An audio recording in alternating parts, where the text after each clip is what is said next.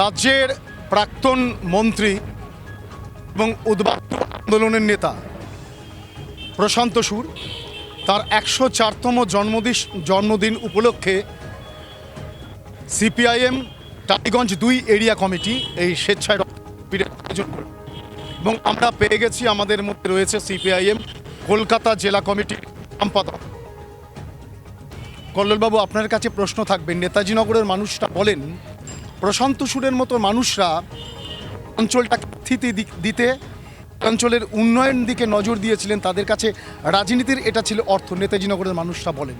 তাহলে আজকের রাজনীতির সঙ্গে সেটার মূল পার্থক্যটা কোথায়, যেটা চলছে রাজ্যে কিংবা কেন্দ্রে, মূল পার্থক্যটা ছোট করে আপনার কাছে? অতীতে রাজনীতির মৌলিক কথা ছিল যে সমাজের মানুষের ভালো কি করে করব, নিজের অধিকার রক্ষার জন্য যেমন তারা ভূমিকা নিত, ঠিক তেমনি মানুষ ভালো থাকবে কি করে, মানুষ ঐক্যবদ্ধ থাকবে কি করে, মানুষের মধ্যে সম্প্রীতি থাকবে কি করে, মানুষের উন্নয়ন হবে কি করে, এগুলো তাদের চিন্তাভাবনার মধ্যে ছিল। এই চিন্তাভাবনার পথ ধরে তারা জনগণের নেতা হয়ে উঠেছিলেন। তারা এমনকি স্বল্প সময়ের জন্য অনেক দিন বাদে পশ্চিমবাংলার রাজনৈতিক ক্ষমতা, সে ক্ষমতা তারা অর্জন করেছিলেন এবং তারপরে দীর্ঘমেয়াদী সময়েও সেই ক্ষমতা তারা অর্জন করেছিলেন। কিন্তু রাজনীতির আরেকটা দিক আছে, মুদ্রার অপর দিক, যেটা বুর্জোয়া রাজনীতিবিদরা তারা ওটার জন্য রাজনীতি করে, মানুষের ভালোর জন্য না। সেটা হচ্ছে এই রাজনীতি তাকে ক্যারিয়ার হিসেবে গ্রহণ করে ব্যবসা করলেন না, চাকরি করলেন না। রাজনীতিটা একটা ব্যবসা আজকের দিনে দাঁড়িয়ে, আজকে তো সবাই তাই বলবে। আর আরেকটা প্রশ্ন আপনার কাছে থাকবে, এই যে রক্তদান শিবির আপনারা এখানে বলছিলেন যে রক্তের কোনো জাত হয় না, কিন্তু আজকে ভারতবর্ষ তো বটেই, এমনকি পশ্চিমবঙ্গের রাজনীতিতে সেটা প্রবল থেকে প্রবলতর হয়ে উঠছে জাতপাত সাম্প্রদায়িকতার একটা সংকীর্ণতা। এখান থেকে দাঁড়িয়ে প্রশান্ত সুরের 104তম জন্মদিনে এই যে স্বেচ্ছায় রক্তদান শিবির, আপনার কলকাতা জেলার সম্পাদক হিসাবে কি বার্তা থাকবে সাধারণ মানুষের কাছে, বিশেষ করে এই যুবকদের কাছে কি বার্তা থাকবে একদম ছোট করে? আমি তো ইতিমধ্যেই এখানে স্টেজে বলেছি, মানুষ, আমাদের যুব সমাজ সাধারণভাবে ভালোর পক্ষেই থাকে এবং ভালোর পক্ষে ভবিষ্যতে আরও বেশি থাকবে, এটা চিরন্তন।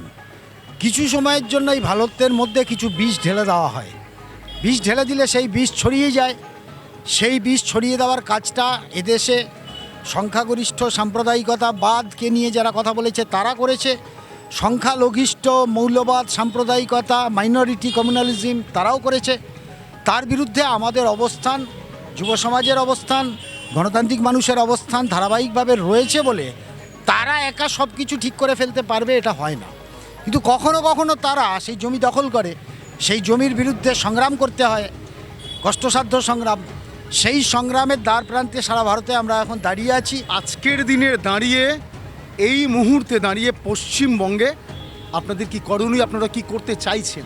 পশ্চিমবঙ্গে আমরা এই গণতন্ত্র, প্রগতিশীলতা, মানবিক মূল্যবোধ, সম্প্রীতি, তার রাজনীতিকে পুনঃপ্রতিষ্ঠিত করতে চাইছি এবং সাধারণ মানুষকে সাথে নিয়ে করতে চাইছি।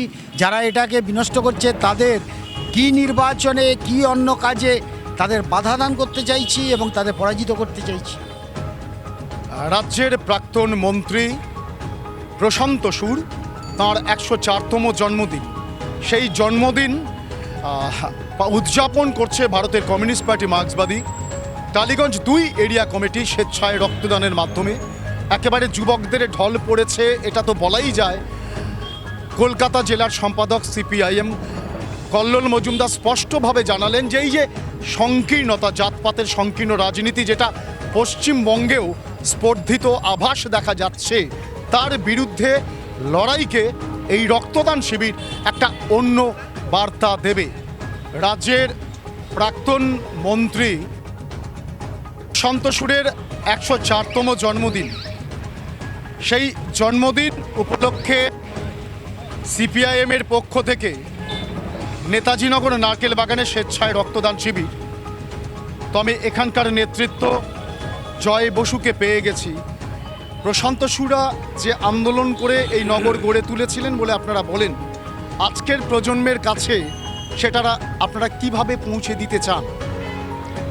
আজকের প্রজন্মের কাছে অনেকটাই আমরা বলবো যে এই ইতিহাস যদি না জানেন তাহলে পরে অনেকটাই ফাঁকা জায়গা থেকে যাবে আমাদের ইতিহাসে। এবং সেখানে এই প্রশান্ত সুরেরা তারা যেভাবে উদ্বাস্তু আন্দোলন তাকে সেই আন্দোলনের মধ্য দিয়ে গণতান্ত্রিক আন্দোলনকে পরিপুষ্ট করেছিলেন এবং তার পরবর্তী সময়তে উনি কলকাতার মেয়র থেকে শুরু করে রাজ্যের মন্ত্রিসভার গুরুত্বপূর্ণ দায়িত্ব তিনি সামলেছেন। আজকে কলকাতার মধ্যে যদি শিয়ালদা উড়ালপুল থেকে শুরু করে আজকে bypass, second Hooghly river bridge, যা যা উন্নয়ন, সেই উন্নয়নের যদি কাণ্ডারি বলেন তাহলে পরে টালিগঞ্জের যদি প্রকৃত রূপকার এবং তার উন্নয়নের কাণ্ডারি হচ্ছে গিয়ে কমরেড প্রশান্ত সুর বাদ দিয়ে এখানকার ইতিহাস রচিত হওয়া যায় না, রচিত হতে পারে না। এখানে যে কলেজ দেখছি, ত্রয়ী কলেজ বলে, হ্যাঁ। এগুলো কে তৈরি করেছিলেন? একদিনে এখানকার নেতাজি নগর স্কুল তৈরি হয়েছিল একটা রাত্রের মধ্যে। তার পরের দিন স্কুল সেখানে হোগলার বেড়া দিয়ে, সেখানে চাটাই পেতে একটা স্কুলকে দেখানো হয়েছিল যে একটা আস্ত স্কুল এখানে রয়েছে এবং পুলিশ এসে সেটাকে ভাঙতে পারেনি।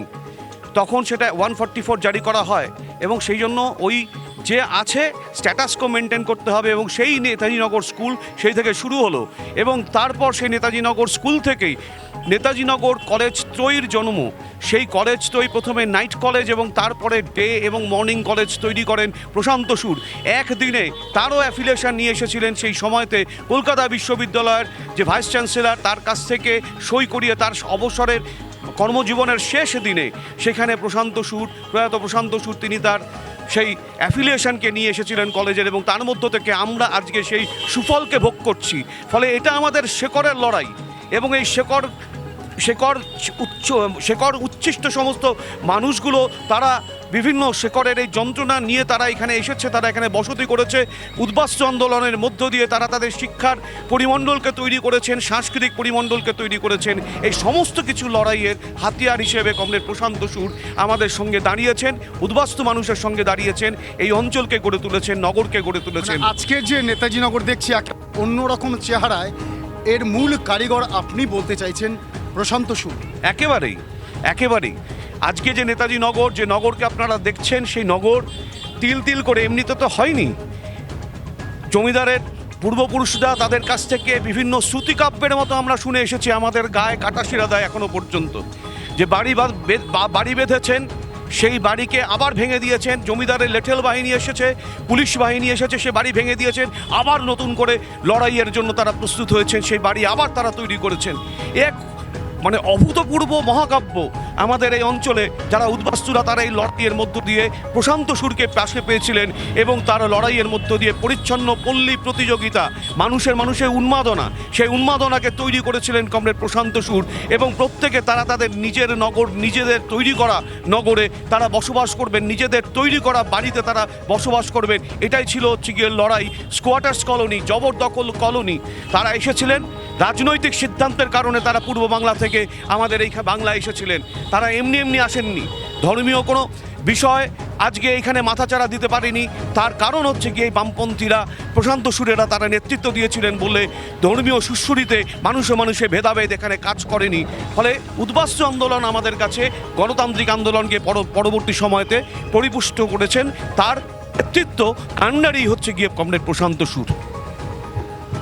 প্রশান্ত সুরের, রাজ্যের প্রাক্তন মন্ত্রী এবং মেয়র প্রশান্ত সুরের 104তম জন্মদিনে এই যে স্বেচ্ছায় রক্তদান শিবির, বর্তমান প্রজন্ম তো বলাই যায় একেবারে নবীনরা এখানে রক্ত দিচ্ছে, সেটা অনেকটা বড় পাওয়া, সিপিআইএম নেতৃত্ব বলছে। কিন্তু তার সাথে এখানে সেই ইতিহাস চর্চা হচ্ছে, যে ইতিহাসের মধ্যে লুকিয়ে রয়েছে নেতাজি নগর সৃষ্টির মহাকাব্য, বলছেন সিপিএম নেতৃত্ব। ক্যামেরায় শুভব্রতর সঙ্গে শঙ্কর সাহা, ডিবি নিউজ, কলকাতা।